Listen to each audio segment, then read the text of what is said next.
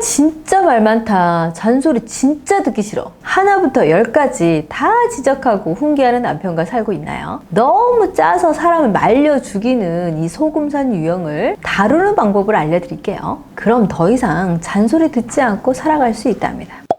아주 잘생긴 남편분이 상담을 오셨어요. 너무 예쁜 아내와 살고 있는데 아내가 자신을 거들떠보지도 않고 심지어 섹스리스 부부로 살아가고 있다고 하소연을 합니다. 무엇이 문제인지 모르겠다며 답답해 하시죠. 그런데 성형검사를 해보니 딱 소금산 유형이었어요. 이 남편이 왜 섹스리스 부부로 살아갈 수밖에 없었는지 앞으로 설명드리는 소금산의 특징에서 답을 찾으실 수 있습니다. 정답은 마지막에 다시 한번 알려드릴게요. 내용을 듣고 정답을 들으시면 더 이해가 잘 될 거예요. 소금산은 예의와 규칙을 매우 중요하게 생각합니다. 선생님 같은 유형이라고 생각하면 이해가 편하실 거예요. 이들은 타인을 가르치려는 에너지가 넘칩니다. 바른말을 참 잘하지만 우리 모두 알다시피 바른말을 들으면 더 기분이 나빠지죠. 하나부터 열까지 다 지적하는 배우자와 살면 하루하루가 지옥이 됩니다. 여러분, 누군가가 소금 한 줌을 던졌다고 생각해 보세요. 기분이 어떨까요? 맞아 죽지는 않겠지만 따갑고 기분이 나쁘죠. 소금은 이 세상에 꼭 필요한 존재입니다.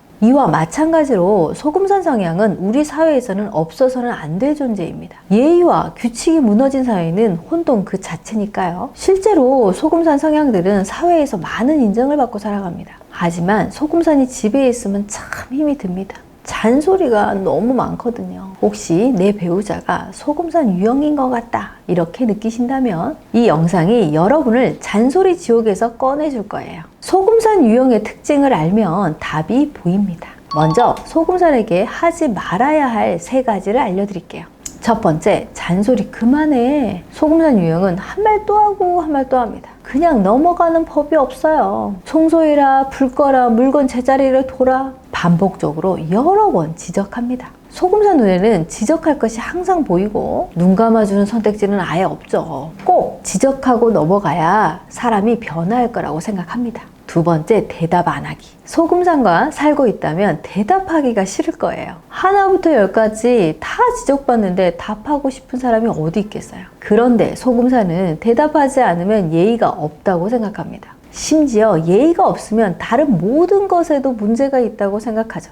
그래서 반드시 대답을 잘 해줘야 됩니다. 세 번째, 지적하기. 지적받는 거 좋아하는 사람은 없습니다. 그런데 소금산은 유독 싫어해요. 전형적인 내로남불이죠. 소금산은 자신이 지적하는 것은 가르침이라고 생각하지만 누군가 자신을 지적하면 분노합니다. 그래서 원래보다 더 크게 화를 냅니다. 이들은 화를 내는 것은 옳지 않다고 생각해서 평소에는 뭘 해도 크게 화내지 않지만 자신이 비판받거나 지적받으면 엄청 화를 냅니다. 그럼 이 소금산 어떻게 해야 될까요? 사람의 마음을 건강하게 만들면 누가 좋을까요? 본인이 제일 좋을 것 같아도 옆에 있는 사람이 제일 편합니다. 소금산에게 해주면 좋을 3가지를 알려드릴게요. 첫 번째, 이것 좀 가르쳐줘. 당신이 말한 대로 했더니 더 수월했어. 소금산 유형은 자신이 잔소리를 많이 한다고 생각하지 않습니다. 가르쳐주는 거라고 생각해요. 그리고 자신의 생각이 바르다고 느끼며 살아갑니다. 소금산의 잔소리를 가르침으로 받아들이기 시작하면 놀랍게도 잔소리를 멈추게 됩니다. 자신의 가르침이 인정받았다고 생각하기 때문이죠. 물론 쉽지는 않습니다. 옛날 어머니들의 스타일이죠. 두 번째, 건강한 음식 먹기. 소금산은 몸에 좋은 음식을 먹기를 원합니다. 만약 아내가 아이들에게 인스턴트 음식이나 배달 음식을 자주 시켜 먹으면 화가 납니다. 몸에 안 좋은 걸 먹인다고 생각하니까요. 엄마가 아이에게 건강식을 먹이지 않으면 나쁜 엄마라고 생각하는 경향이 있습니다. 그래서 어쩔 수 없는 상황이 아니라면 집에서 건강한 음식을 직접 만들어주길 원합니다. 혹여 시켜 먹거나 어쩔 수 없을 때도 성분을 따져보고 시키는 노련함이 있다면 신경 쓰는 엄마로 보일 거예요.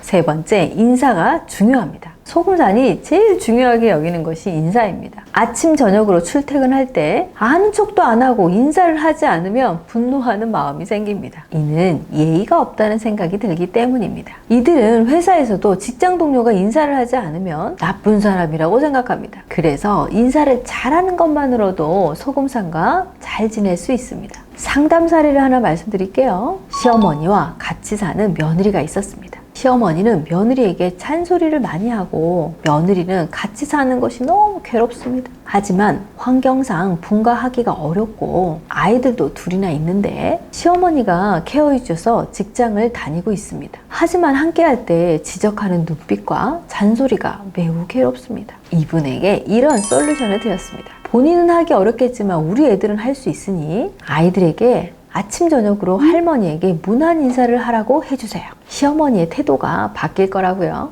실제로 아이들이 아침 저녁으로 할머니 방에 가서 문안 인사를 드렸죠. 어떻게 됐을까요? 시어머니가 며느리에게 친절해졌습니다. 그만큼 소금산 유형을 가진 사람들은 인사성을 높이 평가합니다. 아이들이 문안 인사를 하는 것을 며느리가 가르쳤다고 생각하니 예의를 잘 가르치는 좋은 엄마라는 평가를 받습니다. 반대로 아이들이 인사를 하지 않으면 예의를 잘 가르치지 않는 나쁜 엄마라는 생각을 하게 되겠죠. 그러면 나쁜 며느리라는 평가까지 가게 되는 것입니다.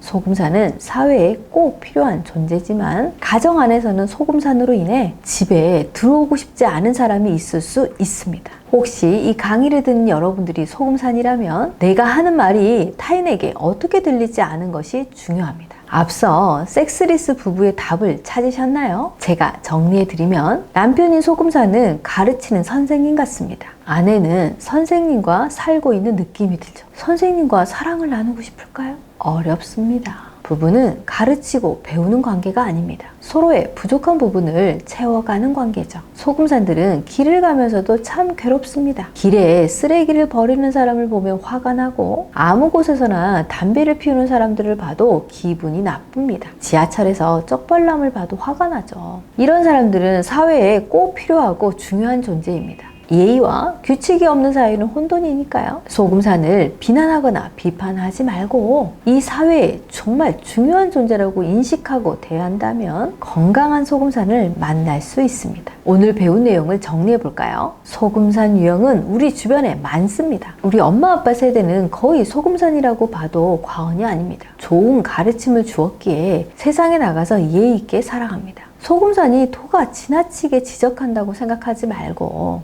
나에게 좋은 걸 알려주고 있구나 라고 생각해 주세요. 그리고 알려줘서 고맙다고 해주세요. 아마 잔소리 지옥에서 벗어날 수 있을 겁니다. 이 모든 노력을 하는 것은 너를 위해서가 아니고 내 자신을 위해서라는 걸 잊지 마세요. 소금산에게 잔소리를 듣지 않는다면 내가 가장 편할 테니까요. 오늘 영상 도움이 되셨다면 구독과 좋아요, 알림 설정을 눌러주세요. 지금까지 부부의 결사 정다운이었습니다. 감사합니다.